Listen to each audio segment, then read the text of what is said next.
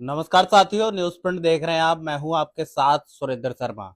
जिस तरह से आप जानते हैं कि रुद्रपुर की राजनीति हो या फिर प्रदेश की राजनीति हो, लगातार गरमाई हुई है। और जैसे जैसे 27 का चुनाव नजदीक आ रहा है, वैसे वैसे सरगर्मियां काफी तेज होती जा रही हैं। एक तरफ ये दौर भी चल रहा है कि भाजपा से कांग्रेस और कांग्रेस से भाजपा में। हाल ही में कल एक बड़ी घटनाक्रम हुआ है, जिसमें आपको बता दें कि कांग्रेस की एक वरिष्ठ नेत्री मीना शर्मा, जो कि भाजपा में ज्वाइन हुई है, उन सभी सारे बिंदुओं पर जो है चर्चा करने के लिए हमारे साथ धीरेन्द्र मिश्रा जी हैं, जो कि भाजपा नेता हैं और लंबे समय से जो है भारतीय जनता पार्टी में अपनी सेवाएं दे रहे हैं। सारी चर्चा करेंगे। मिश्रा जी, सबसे पहले तो आपका न्यूज प्रिंट में बहुत बहुत स्वागत जी बहुत धन्यवाद।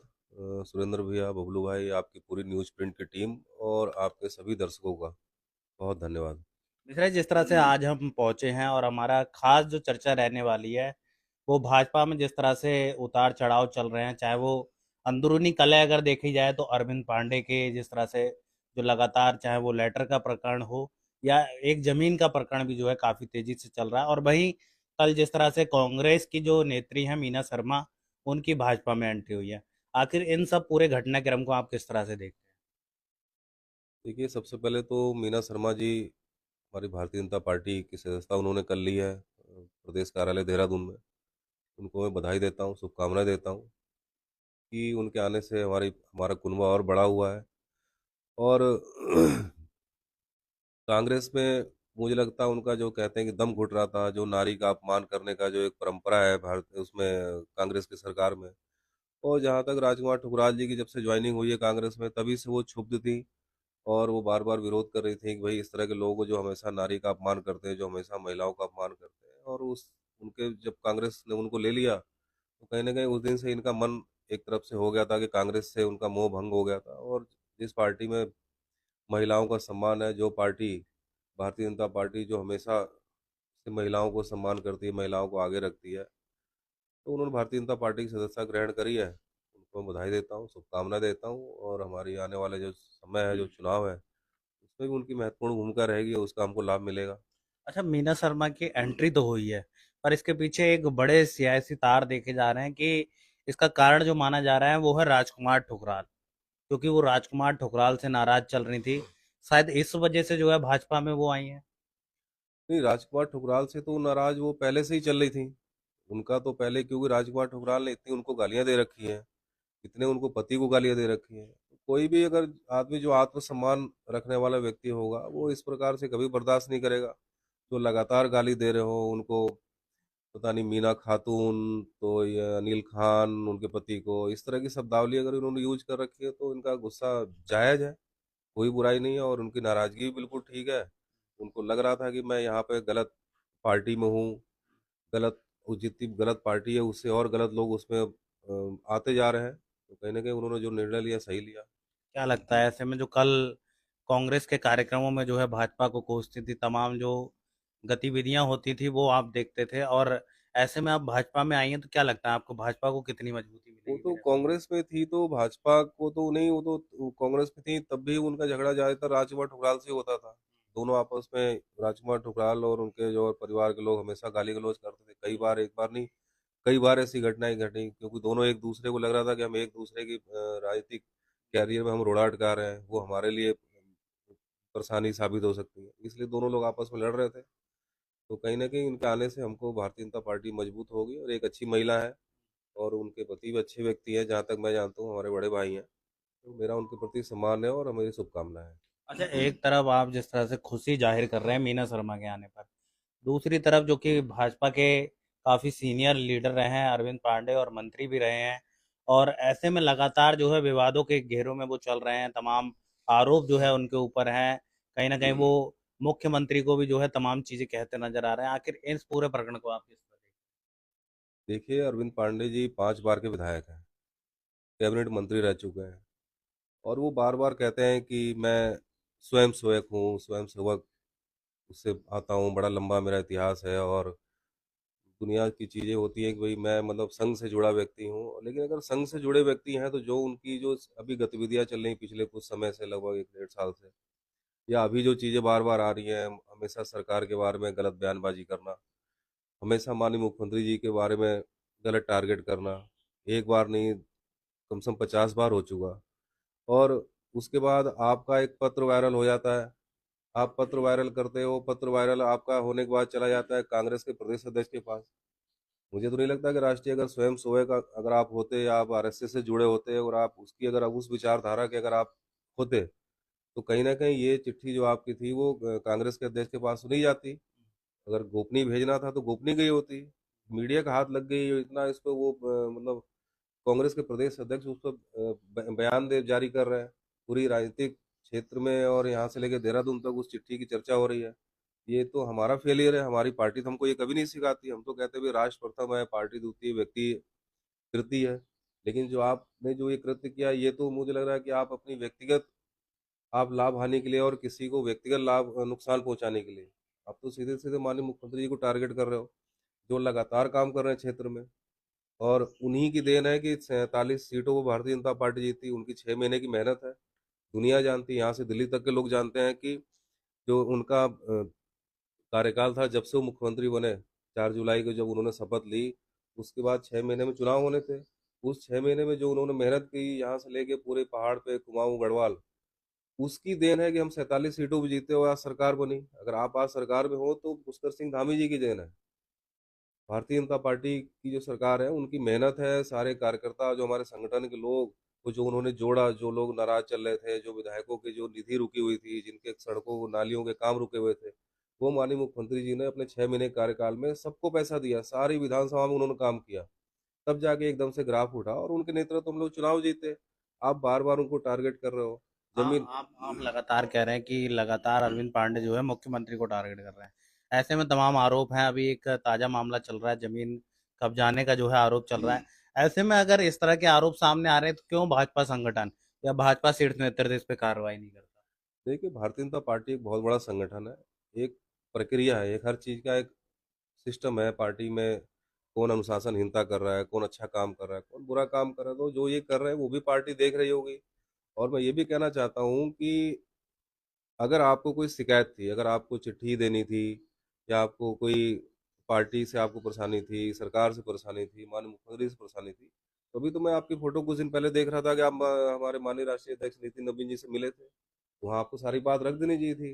ये इतना सारा ये प्रोपोगंडा फैलाने की और ये मीडियाबाजी करने की, इससे क्या आप दिखाना चाह रहे हो? ये तो आप पार्टी की छवि भी धूमिल कर रहे हो, अपनी सरकार की छवि धूमिल कर रहे हो।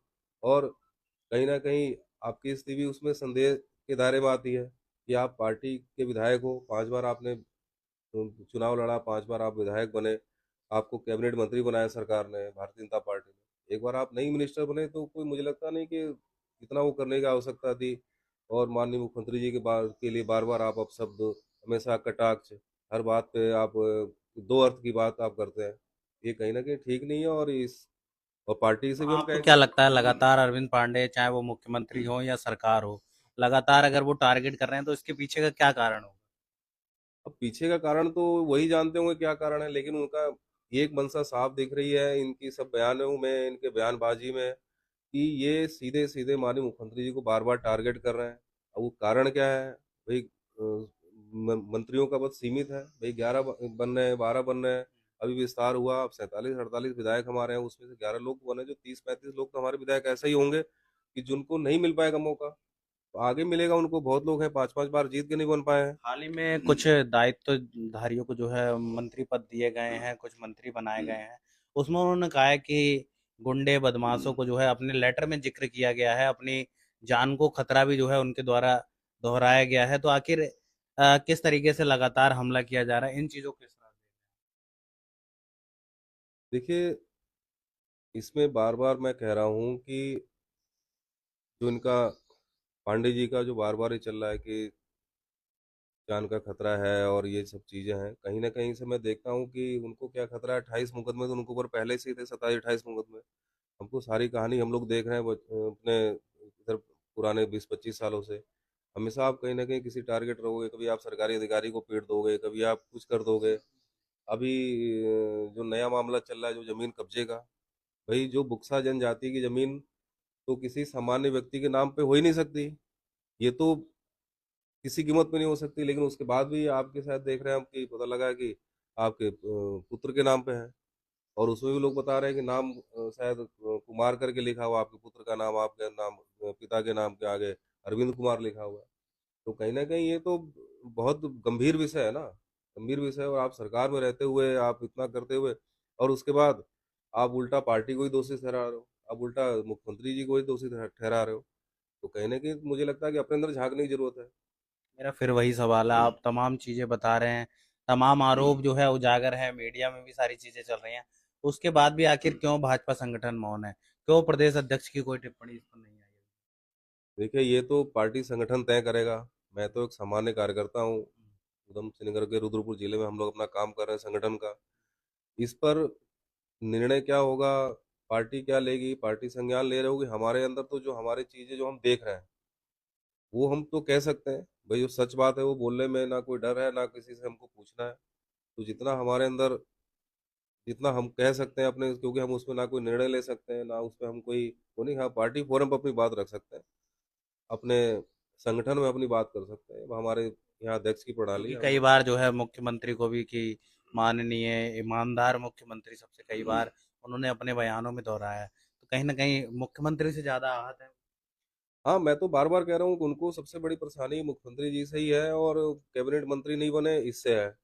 और रही बात माननीय मुख्यमंत्री जी की, जो बार बार ये कहते हैं कि देश के सबसे ईमानदार मुख्यमंत्री, देश के सबसे ईमानदार मुख्यमंत्री। तो आप देख लो, राजस्व से लेके और सब चीजों में कितनी तरक्की कर रहा है उत्तराखंड। पर्यटन से ले लो, आप चार धाम यात्रा देख लीजिए, 1200 करोड़ का सबसे ज्यादा, अगर अब तक अगर खनन में सबसे ज्यादा राजस्व अगर 25 सालों में आया है तो धामी जी की सरकार में आया है। चार धाम यात्रा का सबसे सुगम चल रही है, तो जब से ये बने उस तब से ही चल रही है। आज भी आप जाके देख लीजिए कितनी सारी व्यवस्थाएं हैं। और 17-18 बार माननीय देश के प्रधानमंत्री जी आ चुके हैं। तो कहीं ना कहीं धामी जी का विजन है, धामी जी का इस प्रदेश के प्रति लगाव है, उनकी मेहनत है, उनके कड़े फैसले हैं। तो ये सब चीज आप लोग को, इनको नहीं अगर समझ में आ रही है, नहीं पच रही है, तो आप बार बार मुख्यमंत्री जी को टारगेट कर रहे हैं, उनको बदनाम करने का प्रयास कर रहे हैं किसी प्रकार से। वो उनकी छवि धूमिल हो और केंद्र में हम खराब करें। तो वो, लेकिन यहाँ की जनता और प्रदेश नेतृत्व, केंद्र नेतृत्व सब चीज जानते हैं, सब लीग समझते हैं, किसी आपके किसी बहकाव में नहीं आने वाले हैं। आपको नहीं लगता जिस तरह से ये जो अंदरूनी कला चल रहा है, और काफी सीनियर लीडर जो है अरविंद पांडे माने जाते हैं, और ऐसे में कहीं ना कहीं ज्वाइनिंग का दौर भी भाजपा में है? हो सकता है कुछ लोग, जिस तरह कांग्रेस कहती है कि कुछ भाजपा के नेता जो है हमारे टच में हैं, और ऐसे में किस तरह से जो आगे 27 का चुनाव है, कैसे जो है आप अपनी नैया पार कर पाएंगे? देखिए, जिस प्रकार से अरविंद पांडे जी का जो लेटर था, जो पत्र था, वो कांग्रेस के प्रदेश अध्यक्ष गोदियाल जी के हाथ में आया। तो इससे तो कहीं हम बिल्कुल गुरेज नहीं कर सकते कि भाई ये कांग्रेस के संपर्क में नहीं है। बिल्कुल माना जा सकता है भी, और नहीं तो आप खंडन कर देते। तो भैया अगर आपके हाथ से कोई चिट्ठी नहीं बनी थी तो आपको खंडन कर देना चाहिए था मीडिया में कि भैया मेरी चिट्ठी नहीं है, मैंने नहीं दी, या उनके पास चली गई। तो कहीं ना कहीं आपकी सहमति थी, आप चाह रहे थे कि इसको विपक्ष उठ ले और विपक्ष इसको मुद्दा बनाए, सरकार की बदनामी हो। सरकार की बदनामी होगी तो माननीय मुख्यमंत्री जी की बदनामी होगी, वो केंद्र में जाएगा। ये तो सीधे सीधे उनका नुकसान करना चाह रहे थे। तो चीजें, और रही बात चुनाव की, तो चुनाव तो आने वाले टाइम में 2027 में केंद्र ने भी क्लियर कर दिया कि माननीय मुख्यमंत्री जी पुष्कर सिंह धामी जी के नेतृत्व में चुनाव होगा।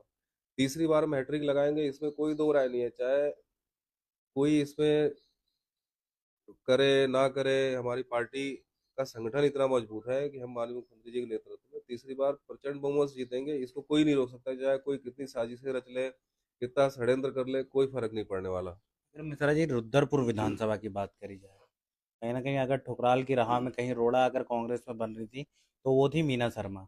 मीना शर्मा अब भाजपा में आ गई हैं, और जिस तरह से उन्होंने कई बार कहा कि मैं महिला सम्मान को देखते हुए जो है भाजपा में आई हूँ, विधायक की भी तारीफ करते नजर आए, शीर्ष नेतृत्व का भी जो है उन्होंने काफी चर्चा की।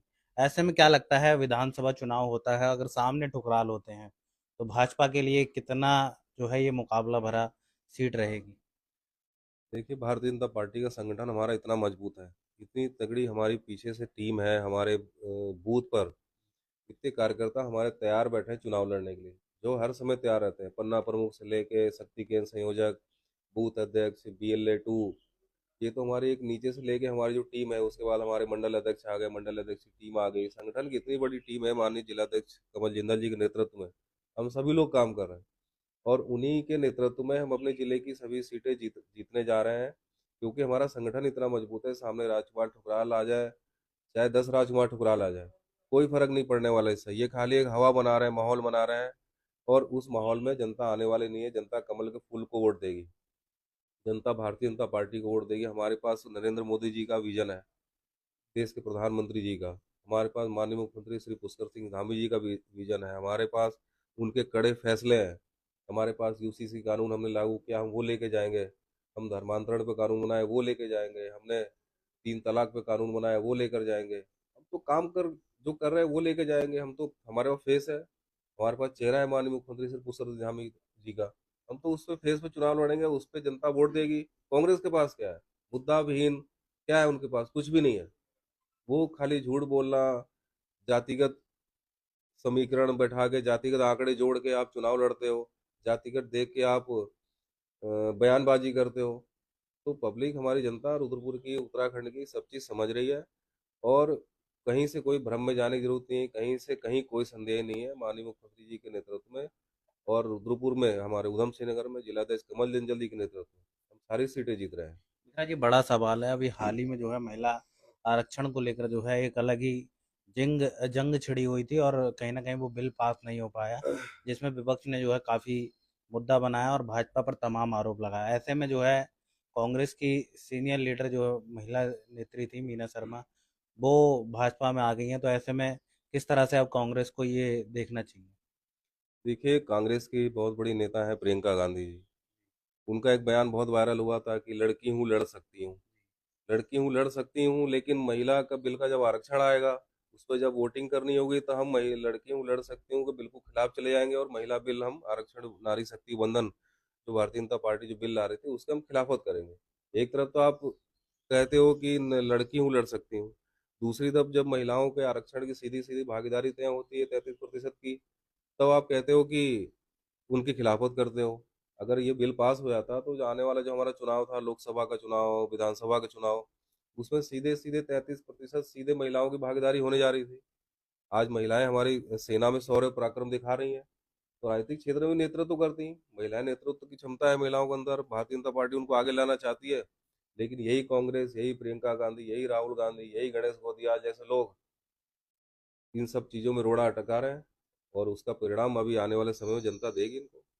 क्या मैसेज रहेगा आपको क्षेत्र की जनता को, जिस तरह से जो राजनीतिक उठापटक चल रही है, इस बीच चुनाव नजदीक है, क्या मैसेज रहेगा? मेरा तो यही मैसेज है कि सभी लोग भारतीय जनता पार्टी के साथ जुड़े।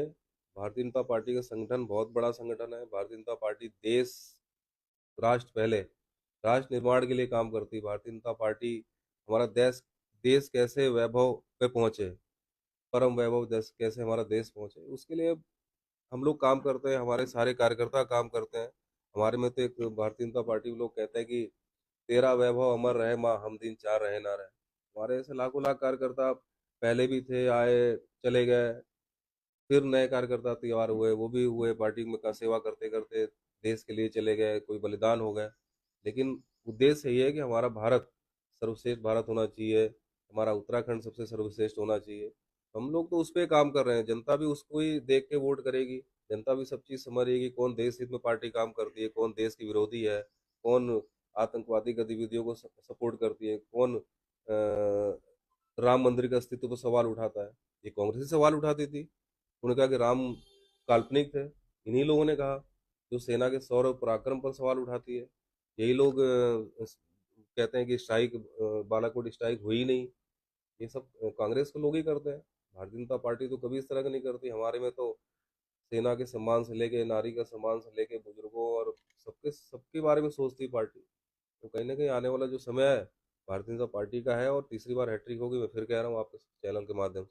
मित्रा जी, तो अभी आप क्या कहते हैं, जो लोग पहले भाजपा छोड़ के गए थे वो फिर भाजपा में आने की तैयारी कर रहे हैं, कांग्रेस नेता।